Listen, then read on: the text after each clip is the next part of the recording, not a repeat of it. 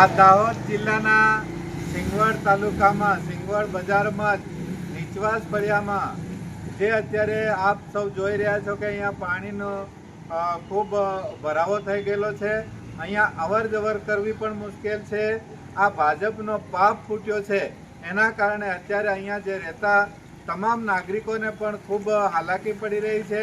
અત્યારે અહીંયા નીકળાતું જ ના હોય તો એમની જોડે રહેલા માણસોની પરિસ્થિતિ શું હશે। અત્યારે આ પાણી રોકાઈ રહેલું છે, એના કારણે ગંદકી પણ અહીંયા ફેલાશે, સાથે સાથે લોકો બીમાર પણ પડશે, તો એની જવાબદારી કોની રહેશે?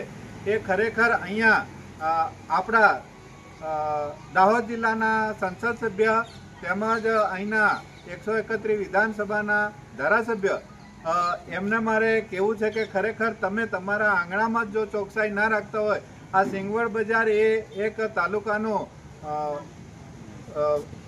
રાજધાની છે, તો અહીંયા જ ચોકસાઈ ના હશે તો તમે ગામડાનો વિકાસ કેવી રીતે કરશો? આખા દાહોદ જિલ્લાનો વિકાસ કેવી રીતે કરશો? ખરેખર આ ભાજપવાળા ભ્રષ્ટાચાર કરવા રહેલા છે, જેના કારણે આ ચોમાસામાં આમ જનતાને તેમજ અહીં રહેલા તમામ નાગરિકોને ખૂબ હાલાકી ભોગવવા પડી રહી છે।